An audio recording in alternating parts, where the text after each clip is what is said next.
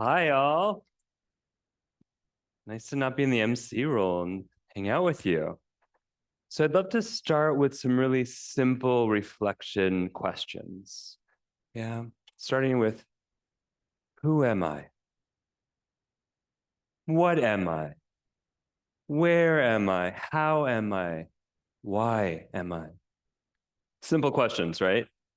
And these might sound like really existential questions, but these questions and the answers to these questions actually emerge from our primal sense of self, our primal sense of self. And when I say primal sense of self, what I'm referring to is that we experience ourselves long before we cognitively know ourselves. Let me say that again. We experience ourselves. Whatever sounds you want to make. We experience ourselves long before we cognitively understand ourselves. And we know from the literature in trauma that trauma fragments, it disrupts, it veils, it interrupts the continuity of that inner sense of self. It interrupts our sense of who we are. And so the pathway to healing very much involves the reclaiming of this primal self. Now, if that sounds daunting, I understand. But we actually have a really accessible inroad to reclaiming the primal self. We call it mapping the embodied self. Yeah.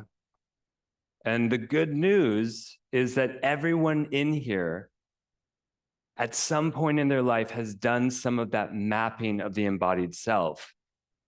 Because that process, that physiological, neurological process actually began in the third trimester of your gestation. Yeah. And when I talk about mapping the embodied self, I want to be really clear and discern the difference between watching or looking at a map versus the experience, the embodied knowing, feeling, being. Yeah. So imagine we're looking at a map of, I don't know, San Diego. Yeah. And we're looking at it, or we're looking at a map of the hotel conference center we're at. Oh, there we are. Yeah. Versus, oh, I'm smelling the San Diego ocean air. I'm feeling the textures of the San Diego grass. I'm eating the food from San Diego, the flavors of it.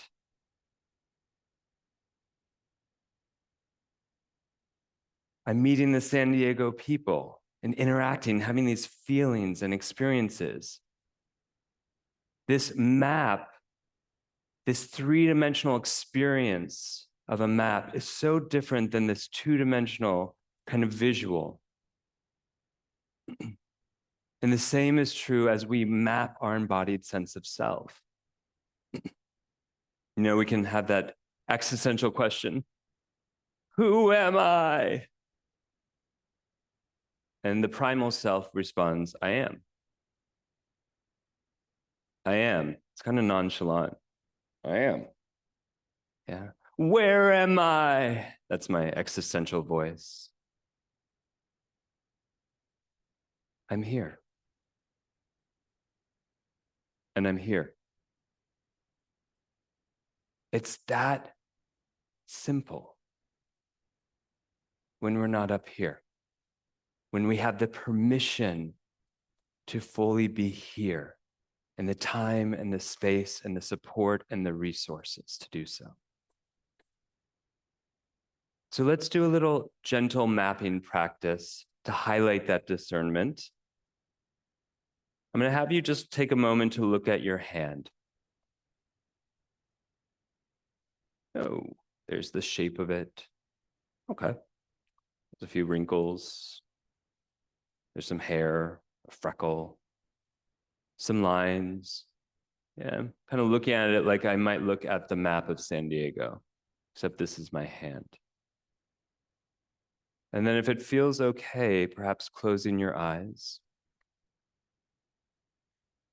bringing your awareness and attention, migrating it into that hand, feeling the pulse or the temperature.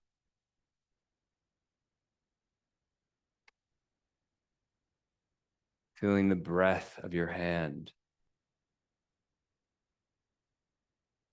Feeling the textures and the movement from within. Letting your attention fully migrate into the textures and the topography, the flavors of your hand, temperature, pulse.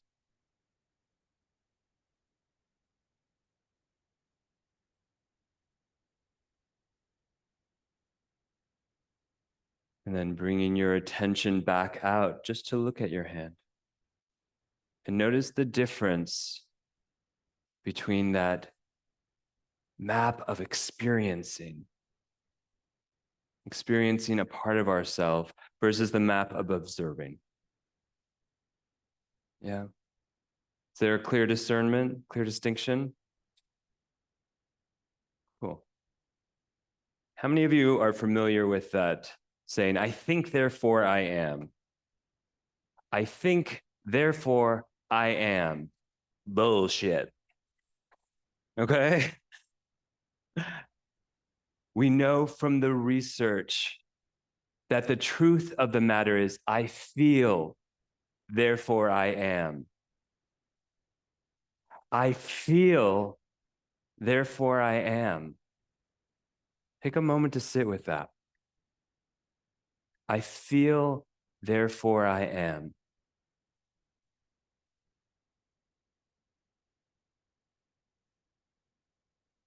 It's a radical shift.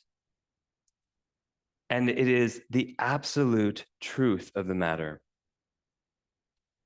Because feeling ourself grows our sense of self. Feeling ourself, developmentally, neurologically, physiologically speaking, grows our sense of self. We're going to take the slides off the board, my friend. It's all right. Sneak preview. You're going to hear seeing what's coming up next. Stay with me. Yeah. Feeling ourself grows ourself.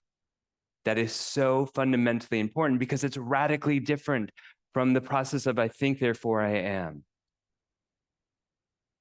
Yeah. It is through the neurological and physiological mechanisms that gather all the sensations and the feelings and light up the topography of who and how and what and why we are to give us a sense of self. I know that's poetic, but it's also true. The sensations and the feelings of our body are gathered through different mechanisms. That creates the literal map of our experience. And from that map emerges the answers of who, how, why, what, where I am. So, with that in mind, we are going to look at the tools today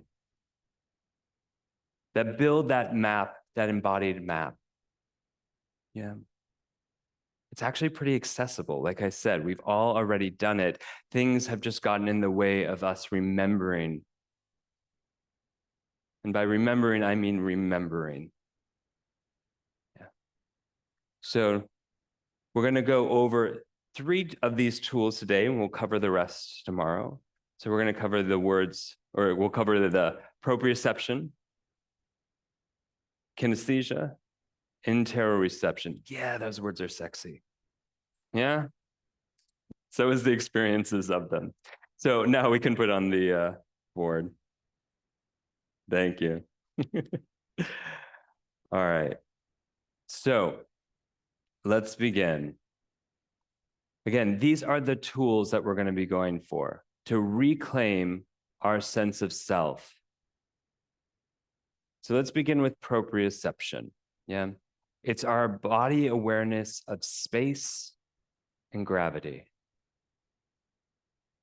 It's how we begin the mapping of spatial orientation and balance. Where am I? I'm here, and I'm here. Oh, I'm here. The fundamental sense of knowing from inside of where I am emerges from this. And the receptors that gather that information are in our muscles, in our ligaments, in our joints, in our bones. They are actually in every cell. That's how fundamentally important this is in building our sense of self. You guys ready to explore it? Cool, let's do it. So I'm gonna have you might need to shift a little bit, but because I'm gonna have you move your arm. So if you need to get in the spaces or the crevices between people, we're gonna move our arm up and down in just a moment. Yeah, you can also go on a diagonal so you don't hit anyone. All right. So I'm gonna begin by asking you just to move your arm up and down. Woo, just like we're at a baseball game. Yeah. Woo. Okay. And then I'm going to invite you to slow down. So just stay with one arm, just one arm, just one arm. One. I see couples. Just one arm. Stay with that arm. And I'm going to invite you to slow down. Perhaps if it feels okay to close your eyes, slow down the movement up and down. Yeah. And as your arm begins to move down, begin to feel the invitation of gravity, the pull, the permission to move into gravity. And then as your arm moves up, it's moving away from gravity into space. Permission to move into gravity. It's there, inviting you into it as your arm moves down. And as your arm moves up, it moves away from gravity into anti-gravity or space. Slow it down enough to feel it, to feel the invitation of gravity and the permission you're giving yourself to move into it. So it's not just your arm moving, it's your arm moving in relationship to space and gravity. One more time.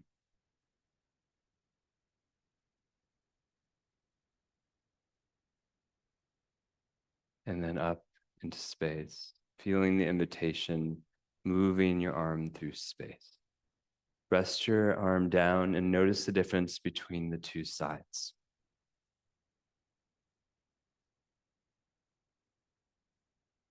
What do you notice?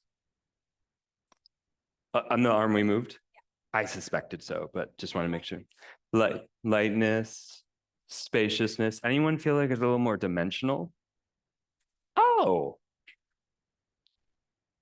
what's that? The length, it feels longer. Does anyone have a sense that this arm already belongs more to them? Oh, is that cool?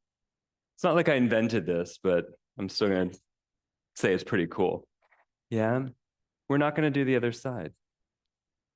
No, we will later. Yeah, what else? What else do you notice the difference? Anyone not notice a difference? So we're all good? Oh yeah, a few of us? Cool. All good. See me after class. I'm just kidding, you're good. You might need to go slower, or the next one might be more connective for you than this one. And it's all good. We all have different access points in. They're all different tools into the mapping of the embodied self. Yeah, I saw a few more comments or heard heavier.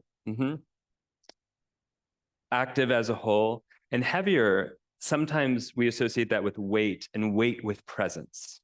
Does that resonate for you? Feels more like it, yeah. Cool, cool. There's more tensegrity. The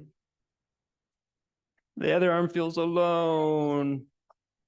We have to do the next practice before we do it again to prove a point, though. We'll do the other arm after this. Yeah. A little muscle soreness. Yeah, you might feel more. So that might include soreness or tension that has already been resting there or present there. Energized. Cool. Fatigued. Yeah. So you might be aware of sensations that were already present there. That was just from moving our arm. How amazing is that? Yeah. In Betsy's class, you worked on support. Support precedes movement. Movement helps us map our embodied sense of self. I can say that slower. Yeah. In Betsy's class, you worked on the foundations of support, receiving, being received into support. Support precedes movement. And movement, as we'll explore through this session, helps map the embodied sense of ourself. Yeah. So kinesthesia, So proprioception, we might say, okay, I know where I am more. Again, my body is moving in relationship to space and gravity. It's in relationship. Remember how I said yesterday, healing happens in relationship? This is what I mean. Yeah. Healing is the forgetting, healing is the remembering of all that we are. It is the wholeness, the re-embodiment of our wholeness. Yeah. You all ready for kinesthesia? All right. This term is the next one, it has different terms to it. I call it kinesthesia. Yeah. So it's my body's awareness of movement in relationship to myself. Okay.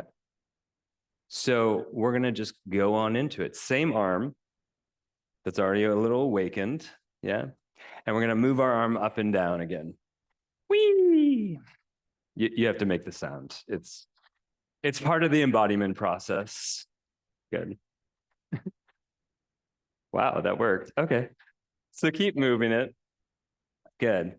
And then I'm going to have you bring your other hand onto your shoulder as you're still moving that arm. Okay. And we're going to weave that movement a little further into the core of our body. So before, maybe that movement just happened here. So now we're just building that sense that my arm connects a little further into my center. You can close your eyes to feel that, if that's helpful. And then you'll move your other hand a little further towards your navel center.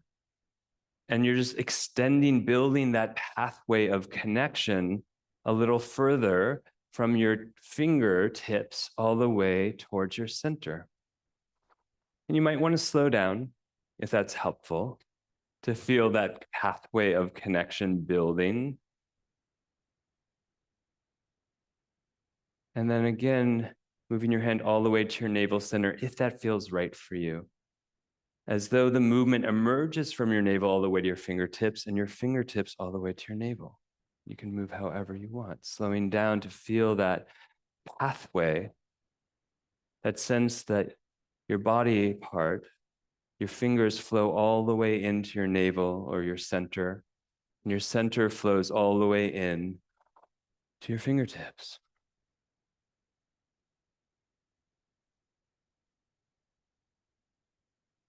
And then rest. Notice the difference between the two sides.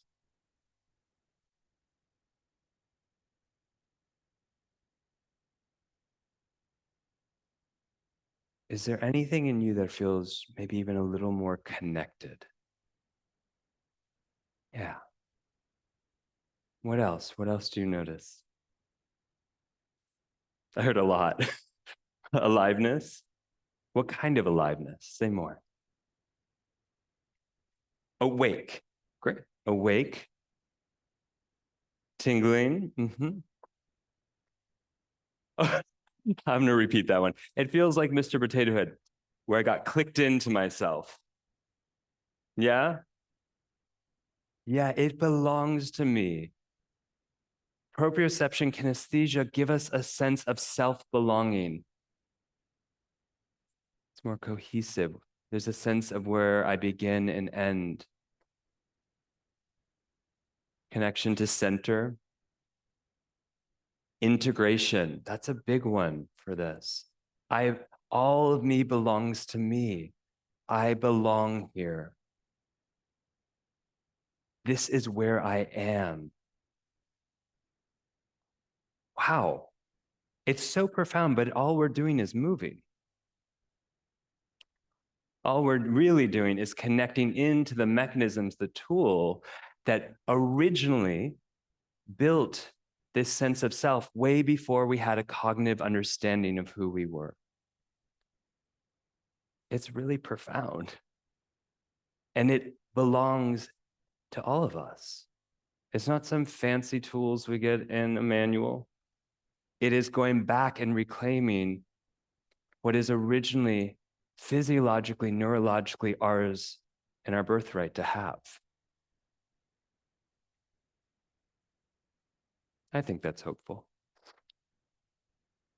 What else? Anything else? The sides are different. Is that okay? No, so we need to do the other side. This is what I'm hearing. Okay, we're going to start with proprioception on the other side. So you might want to start with just moving. And then slowing it down to feel the invitation of gravity. It's there. You're just tuning into it, not some invisible force. And then attuning to moving away from gravity into space, or what we call anti-gravity. Into the permission into gravity, moving in, and then I'm moving into space.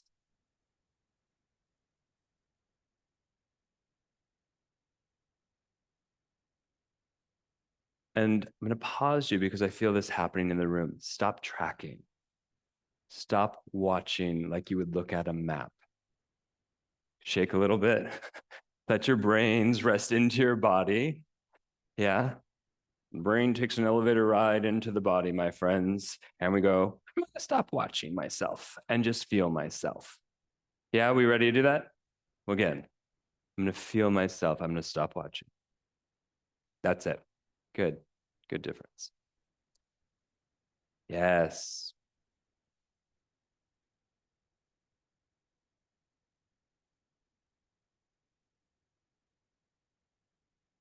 Into gravity, into space. Good. And then pause. Did you notice a difference for some of us who were tracking? Oh my goodness. We don't embody through tracking. We got to get out of the way. As infants, they're not going, oh, my arm is moving. It's like, oh, But long before we could track or think about ourselves, we were experiencing ourselves. How's that arm feeling now? A little more yours? Okay. Let's do kinesthesia. So we're going to move your arms. We're going to move our arms. Wee. Remember, wee. That's to also stop taking ourselves so seriously. Babies are not like, oh, I got to do this. I got to get embodied. They're like, oh, yeah. Yeah. All right. And then we'll use our other hand to just map or identify where we're connecting that hand into. You can slow it down as slow as you need. It can even be just in your mind's eye if movement is not a possibility, y'all. Yeah. And then bring that hand closer to your center. The movement, it's like a river, a highway of connection that we're just reaffirming from our fingertips towards our center. And from our center to our fingertips. And then bring your hand towards your navel.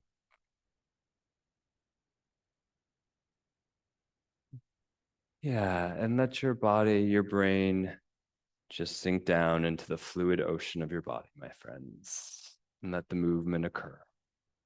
Thank you.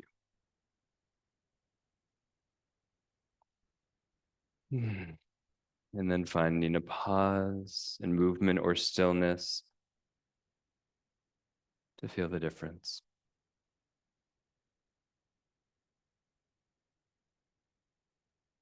I heard some.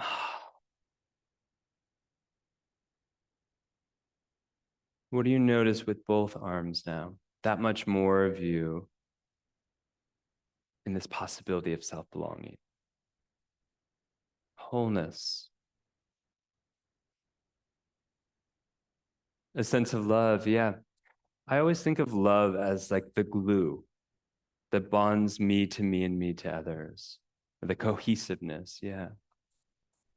A sense of support. Like yeah, I'm held, I'm here, yeah.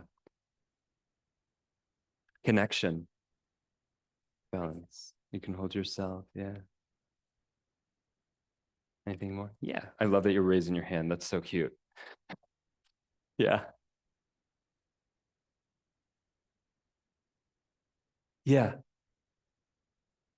So there's some effortlessness here. You typically have to think about holding your shoulders back, but suddenly it's just falling into place. Yeah. I'm just thinking about that a little bit more. I'm falling into place. Yeah. I don't have to do unto myself to be here. Yeah. I love weird.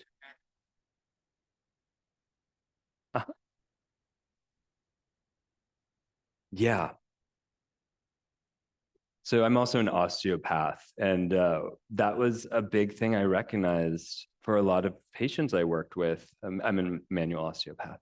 And so I would notice that the movement was disjointed, and a lot of the pain came from the disjointment. We know that physical and emotional pain are indistinguishable. The disjointedness of my being might manifest as pain. In fact, it does. So the continuity that we find is one of our best medicines for the disjointedness, self-abandonment or disconnection or what we call pain. Yeah. Yes. Hi.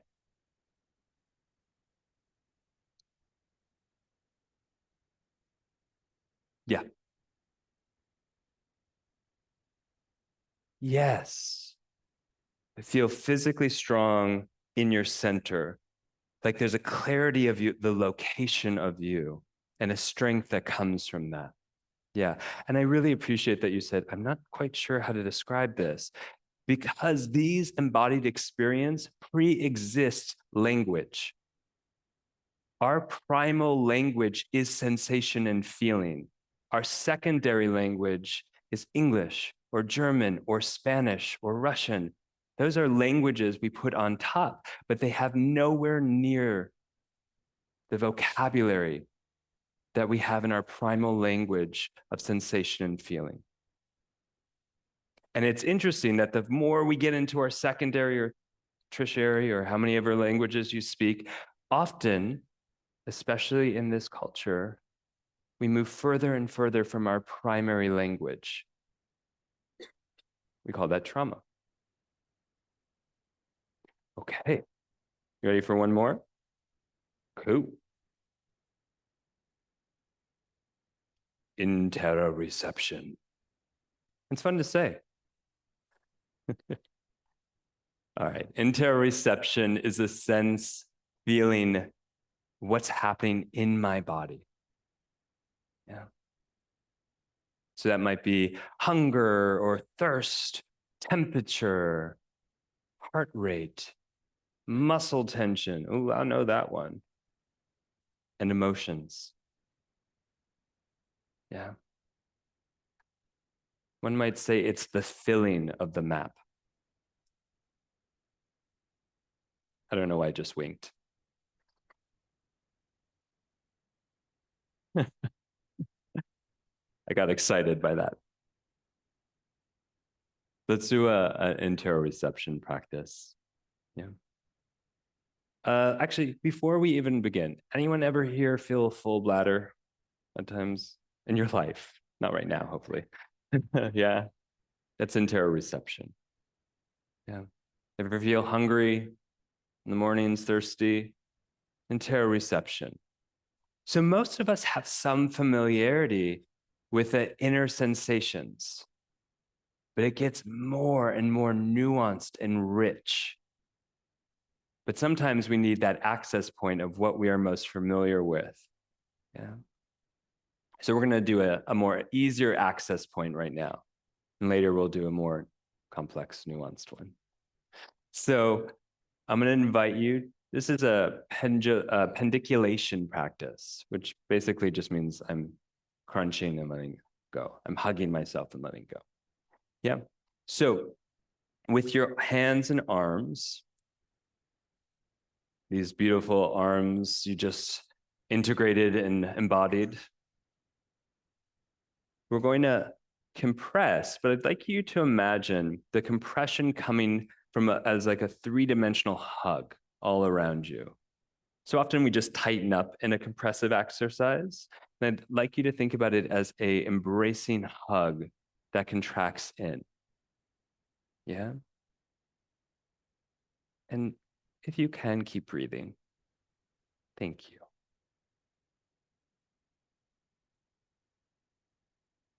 And feel the tension. Feel the activeness of the muscles. And then slowly release. And feel the release. Take your time to track or be with the release, the opening, the expanding. And then be with it a little bit longer because that expansion actually takes some time. Yeah, there we go. And then we're going to add in to the next round, our legs, our pelvis, our feet. Again, that hugging. It's not just I'm tightening, I'm hugging from all sides. You can also do this in your imagination if it's not available to you physically. And hugging from all directions and taking a moment to feel the activeness, the tension.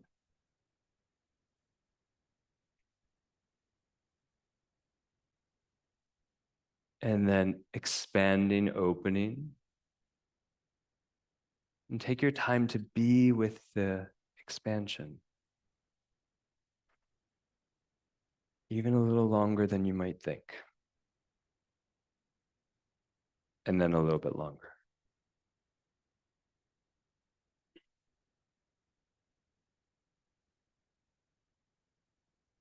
Cool. Let's do one more round. Arms, legs, torso, pelvis, chest, neck, head, whole body. Hug from all directions.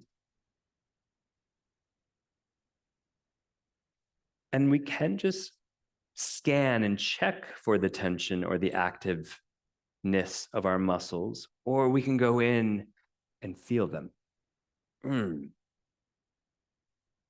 Feel where it's pulsating, feel where it's tense. And then expanding and opening. Take your time in that expansion. Expanding in all directions.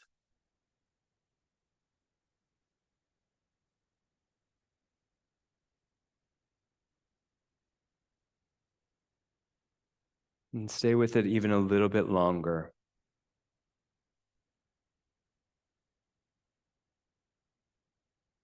Good. Good. What do you notice, my loves? There's some emotions that can come. I heard deliciousness. Is that what you said? All right, all right. Give me more descriptions now. Spongy. A flower blossoming. Humidity? What? Fluidity. Home. Instinctual? Being held, cold, hold. What? Why don't you have a, yeah, thank you, sorry.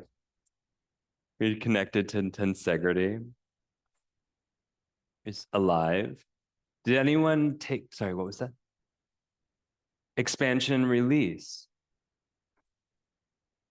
Expanding outside your body, yeah. So some of us might be really familiar with tension, but maybe not hanging out with actual release. And that's adding to our vocabulary. Yeah, that's adding to that interoception vocabulary, spongy, adding to the qualities of our being. Yeah. It's a lifetime of coming back and finding all the qualities and characteristics, the temperatures, the textures, the shapes, the imagery that resides in this primal sense of self. Yeah. Is there a few more? I feel like I interrupted. What was that? Light. Great. Breath. Softness, spaciousness, alert. Back in my body. Hoop, hoop. Love to hear that. Good work. Coming home. Great. Great. Aware. Holding on. All right. Good. So I want to go back for a moment because we've been talking about, okay, these are the first few practices, the first few categories of practices that we are using to reclaim our embodied sense of self. And I want to go back for a moment to talk about what happens in trauma in relationship to this, now that we have a little more experiential knowledge and wisdom to work from. So we know that, as I said, it's fragmenting. It's veiling, it's interrupting our cohesive sense of self. And if the accumulation of sensation and feeling is what builds that embodied sense of self, we know that trauma often forces us to ignore, to override, to numb those sensations and messages and signals that generate that embodied sense of self. Yeah. Our resources, our attention, our energy for self-awareness and renewal gets redistributed to activation, to arousal, to survival. We are depleting ourselves from feeling ourselves in those states. I know that's a t-shirt, right? We are depleting ourselves from feeling ourselves in our survival responses to trauma. It's not intentional. It's what we need to do to survive.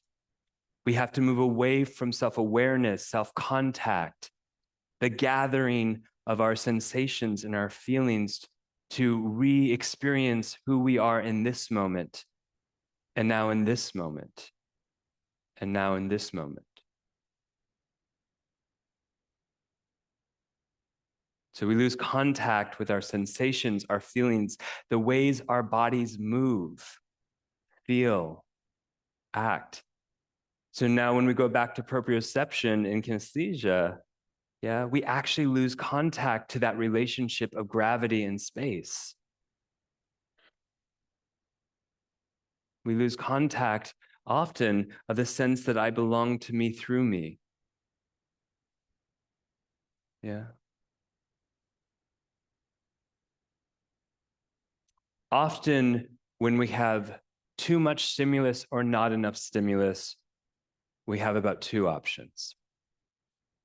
Yeah. We dial it down what we feel. We call that numbness. We'll be addressing that today. Yeah, when the volume level of the embodied sense of self, we have to turn down as a means to survive. And there's another path that some of us take, especially when there's not enough. Anyone here come from an emotional desert? Whee! Sometimes we got to dial it up to get anything. And then all of a sudden, a snap that's at a decibel of 1 will be interpreted and received at a decibel of 10. It's intense. We have these options of survival. Turn it up, turn it down. Numbness, magnetism. Magnification, rather. Yeah. And this is one of the things I really love to talk about right now, is that trauma limits or alters our sense of space, shape, time, and connection. I'm going to say that again because I know it's been covered. It limits and alters our relationship to space, shape, time, and connection.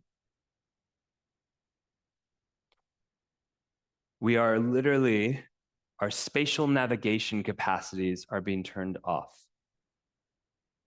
My sense of how close or how far a stimulus is gets altered. Yeah. I can't quite tell how far away a threat is or how close it might be. Usually I'll just default to it's really close. Yeah. My shape. Many of you, when we did that practice, talked about more of an expansiveness, right? Like a three-dimensionalness. Often in trauma, we brace or collapse. And we lose the container of our body that can hold and metabolize the experiences. And so one of the things we work on often before we go into memory or anything like that is, can we reclaim a container that could possibly hold the experience we're going to navigate? Make sense? Time. In trauma, we lose our flexibility of time. We lose our capacity to be connected to our own innate rhythms. Anyone in here ever have a sleep issue? Your circadian rhythms get a little funky. You know what I mean? Our rhythms, our biological rhythms, our sense of timing gets altered. Our flexibility of time. Often those who are responding or have experienced trauma experience time slower or sped up. And we exist in the stuckness of the past. The past is the present and the future when we have experienced trauma. Our time, a sense of possibility of a different future is altered. And our connection, the permission to touch and be touched, is altered. Often we have to brace and protect ourselves. And so the permission to have anyone in relation to us or ourselves in relation to us is gone. It could mean that we might be too unprepared for the next potential threat.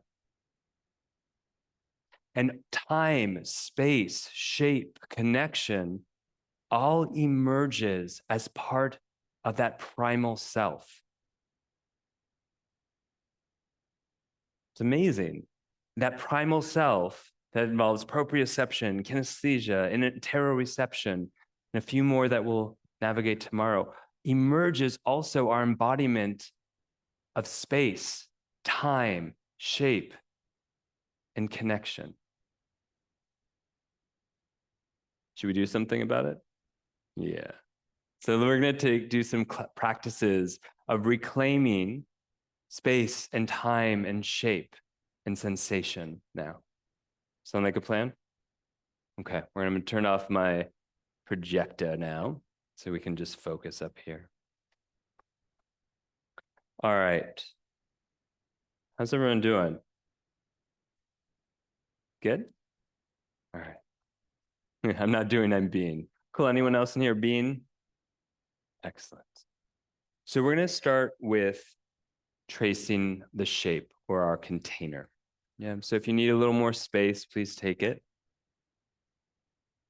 And as if your skin was a canvas, we're going to begin to just trace it or paint it in, or we're essentially mapping the shape of our body.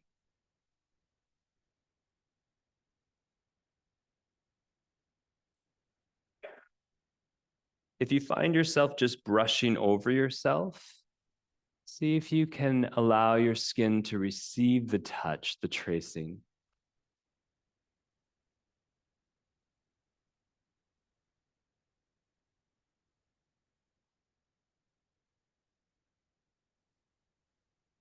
Tracing the entire topography of your body.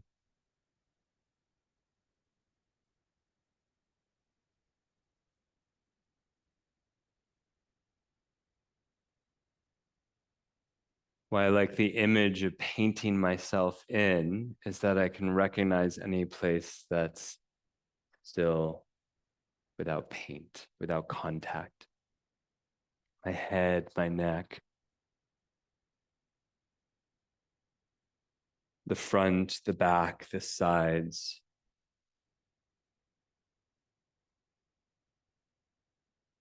Taking another minute or so.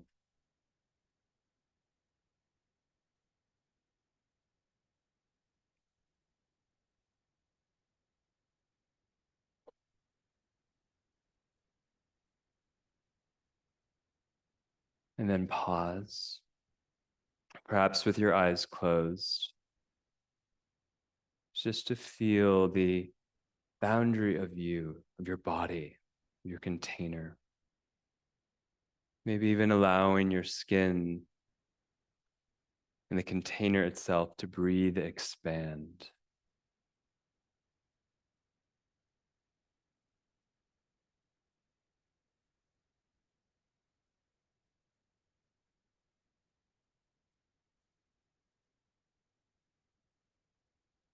And then perhaps with your eyes still closed, I'm going to invite you to extend your arms out if that's a possibility, or just imagine that you can. And we're going to begin to do the same tracing, except now we're tracing space. We're going to trace our boundary within space as far as our arms can reach, mapping in that sense of bubble or membrane around us. You might even think about painting it in if that's a helpful image. Mapping, tracing the membrane above, below,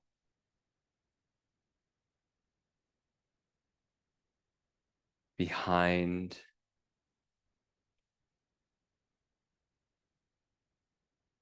in front.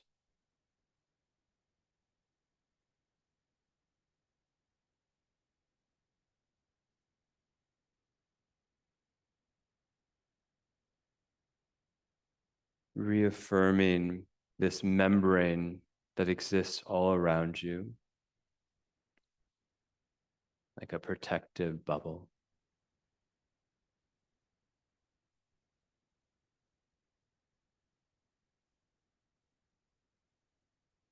And then pause at some point soon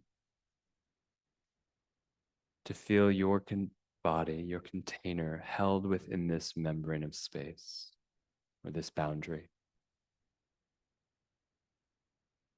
As though the edges of you might even begin to breathe and expand into those edges of space.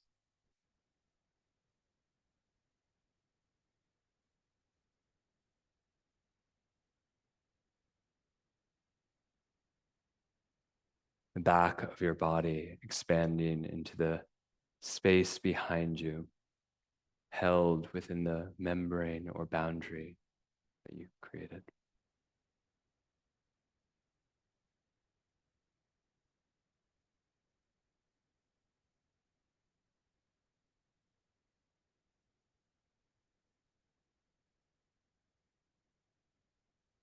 Noticing what in you feels more clear and what space around you feels more holding and supportive,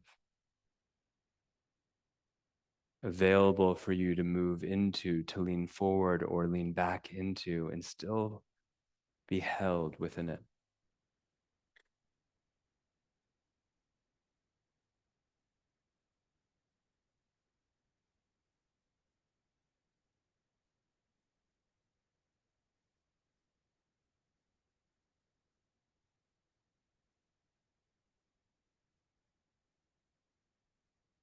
Good. And beginning to shift your attention back out into the room. Perhaps to the sounds of the room, my voice, the temperature of the room.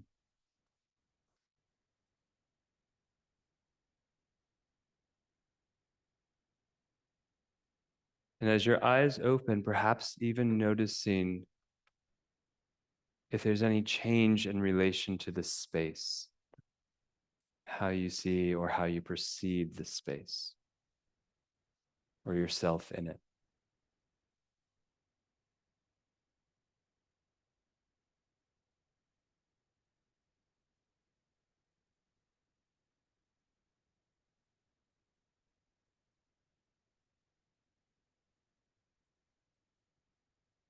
Okay.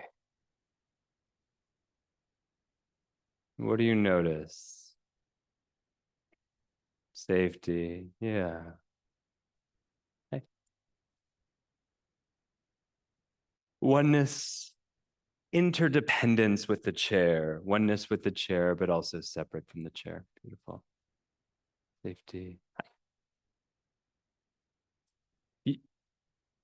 You want to do it in the grocery store? Mm-hmm. Yeah. Yeah.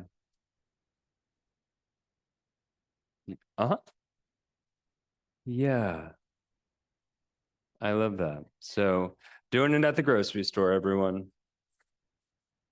Yeah, and that's a good example of like, oh, I might feel like I'm at the grocery store and there's a lot of stimulus. And because of the past, perhaps, my response is I lose my sense of space.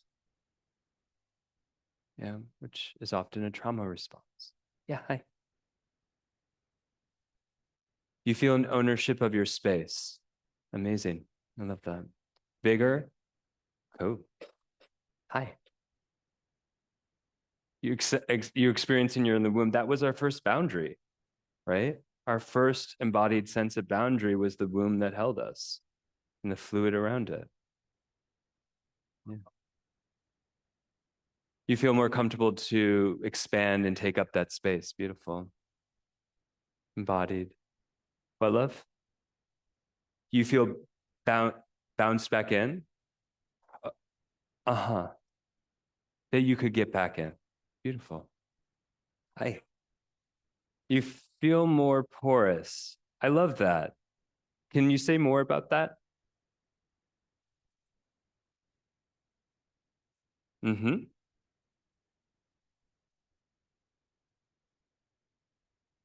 Yeah. Yeah. Yeah, I think one of the things that often happens in trauma is the bracing and the tension in our muscles imprisons us within ourselves, keeping us from being in relation to other people or the environment.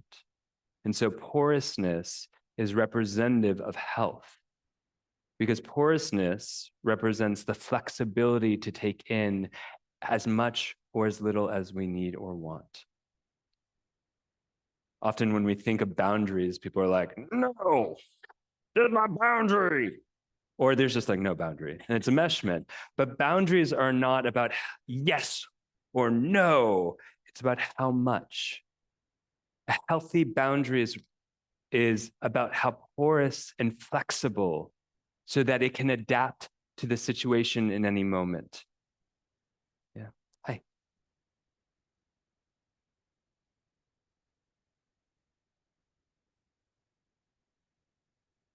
Yeah. Yeah. Yeah. So there's a tenderness here in coming back and contacting and the mapping practice or reclaiming. Yeah. Beautiful. Hi.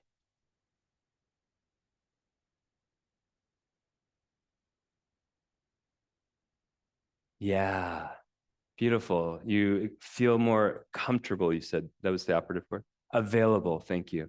You feel more available to explore the minutia of the environment. Yeah.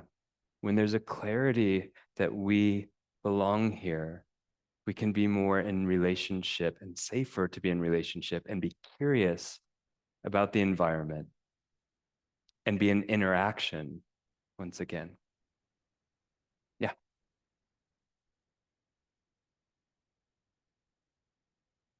Uh-huh. So at first there was a sense of safety inside of you, and then the safety expanded to include around you.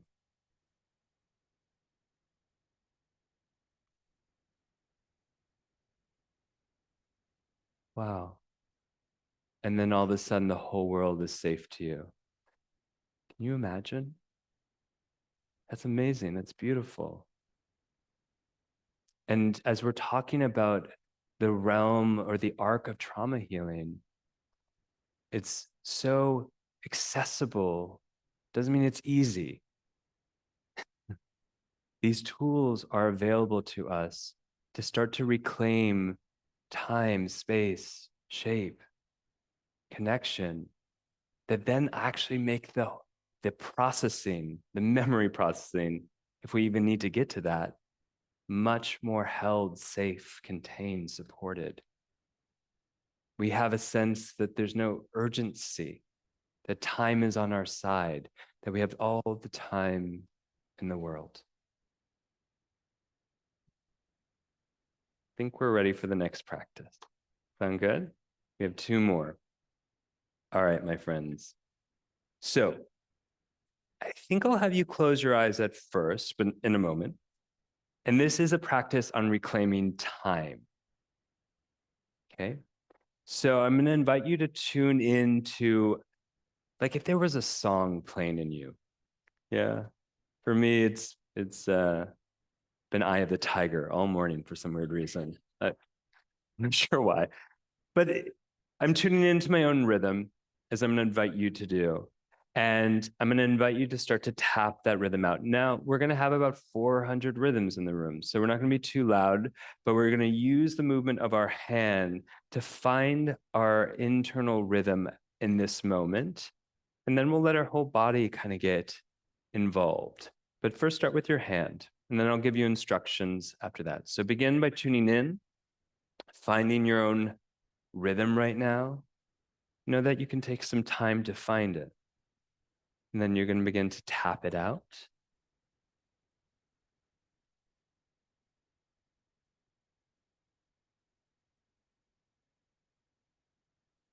And then let your whole body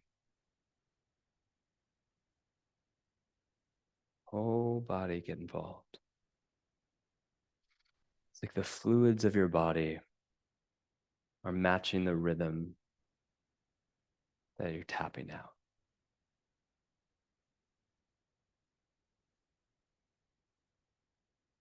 Good. For some of us, this might be familiar, and for others, this might be a brand new idea. Take your time. Good. And then once you've found your rhythm, keep going. And I'm going to invite you to open your eyes and start to match mine. Take your time. Don't just leave yourself. Find the transition. I'm going to be here. I'll wait.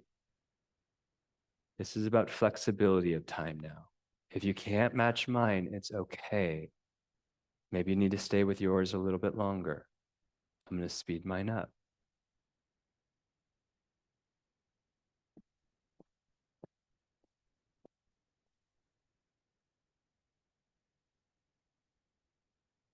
I'm going to slow mine down.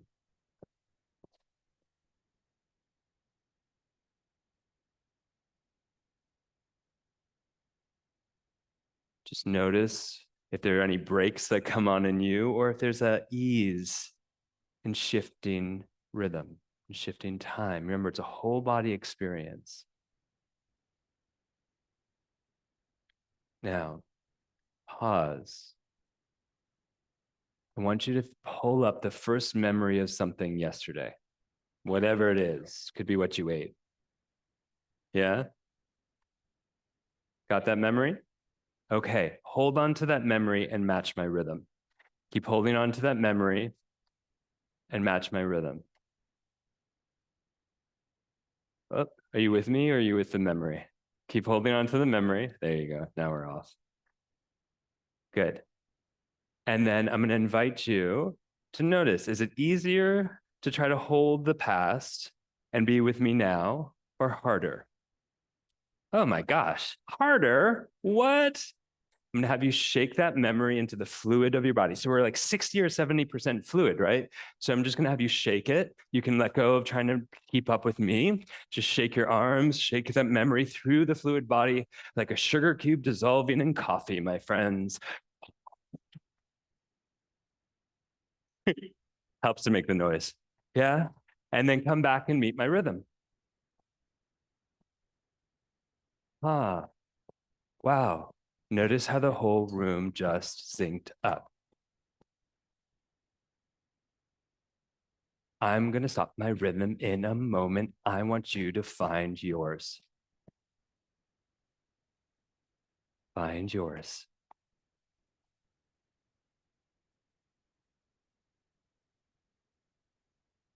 What's your rhythm?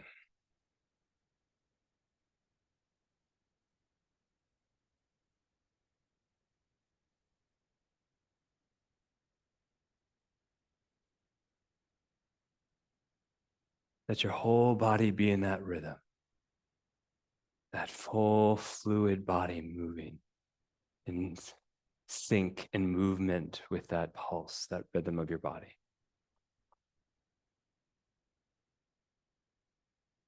Good. And then find a pause.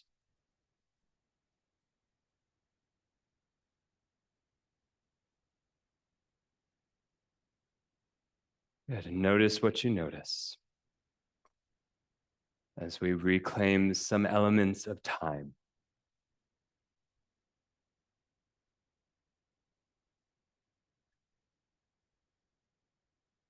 What do you notice? Time. Great. Time slowing down. Consciousness. We offer it on very different times. Yeah. Emotion. Yeah. Confusion.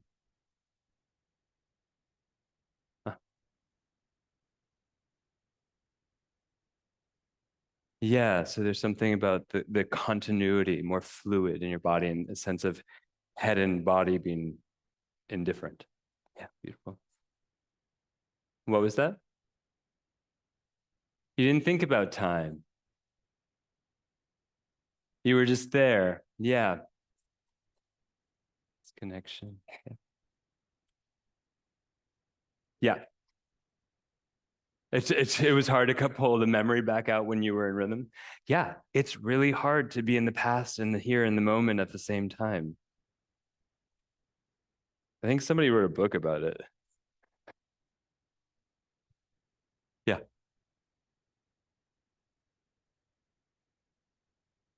Mm-hmm. Yeah. Yeah. Yeah. It's a growing practice to go from when I talk about the flexibility of time, to go from, oh, we're syncing up, we're doing this, and now you do it, your turn. Yeah, it's not so easy to yeah, it's part of what Ariel and I were talking about yesterday. It's like, how can we still have a sense of us and be flexible in time?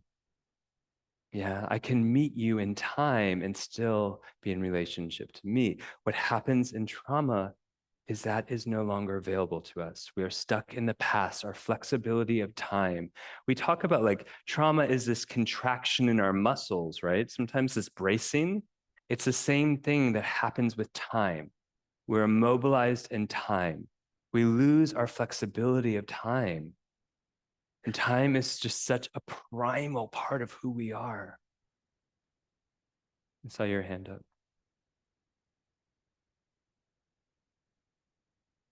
Yeah, I believe they call that flow. Yeah, floating without time. Yeah, yeah. Mm-hmm. Yeah. Mm-hmm. Mm-hmm. And then what happened next? So I'm just going to repeat that. So there was a sacral pain that's been present for a while. And in order to get into time, she had to, what's your name?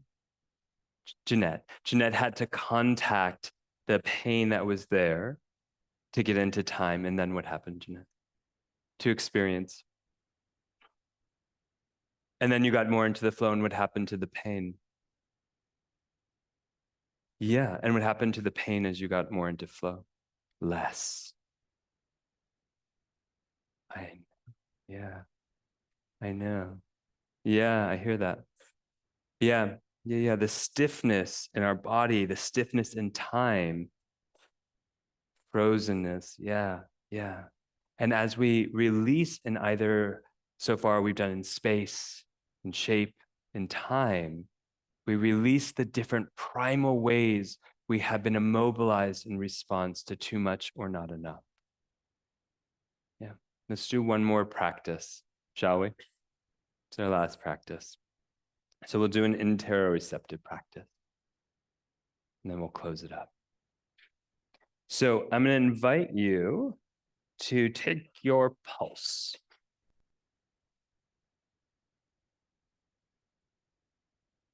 You can do it on your wrist, you can do it on your neck.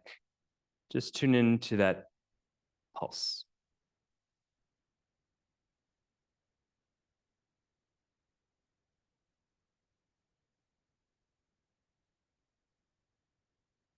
And from that pulse, I'm going to invite you to visualize your heart moving in relation to this.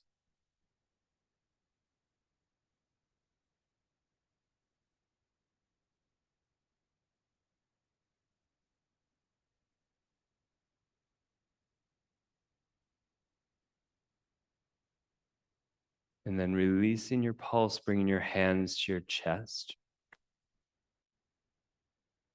And we'll do 2 rounds of sounding into our chest, kind of wake it up. It can be an om, it can be a it could be a yum. On the count of 3. 1, 2, 3.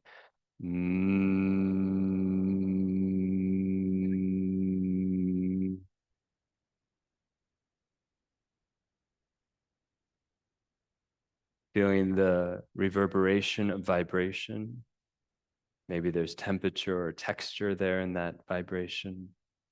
One more time. 1, 2, 3.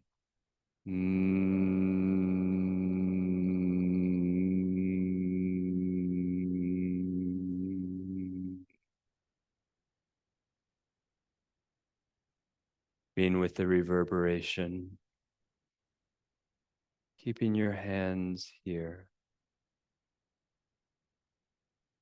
I'll invite you to recall a memory of joy.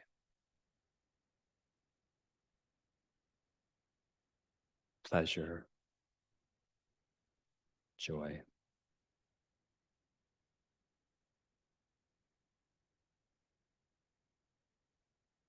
Perhaps allowing it to play on the screen of your mind or in front of you.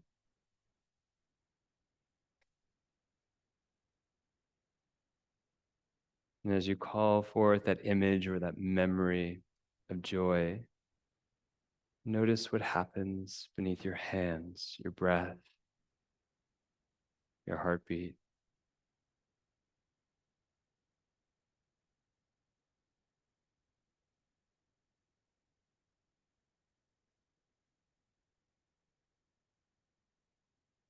Notice if there's a feeling or emotion there.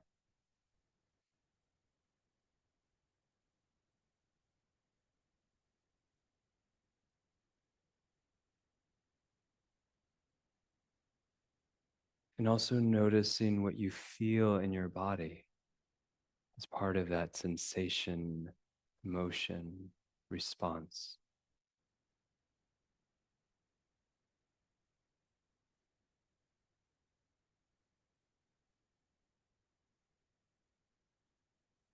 And as though you could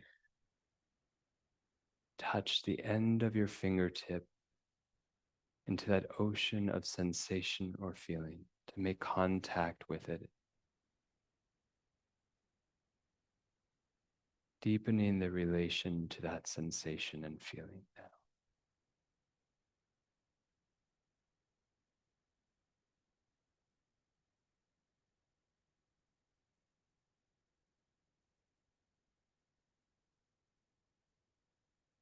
And then letting your hands release down, keeping your eyes closed.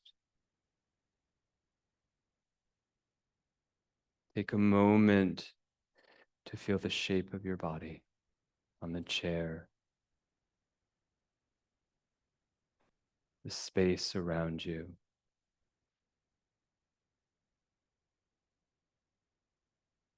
The sensations, the feelings, the textures, the temperatures held within that container that fill through you.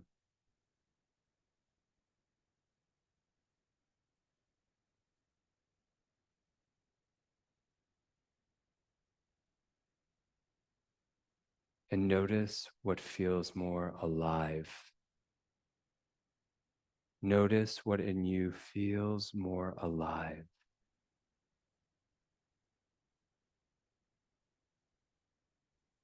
This aliveness is the way we experience who, how, what, when, why we are.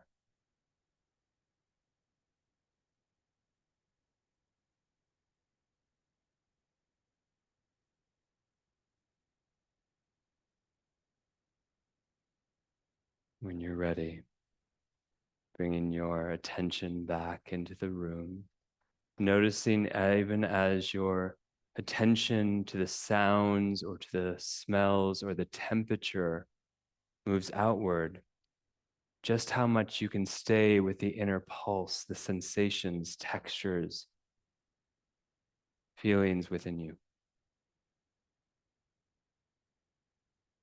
Just how much that comes with you, even as you connect back out to me and perhaps to someone else in the room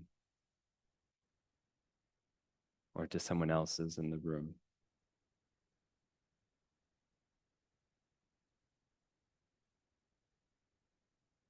Beautiful. Thank you very much.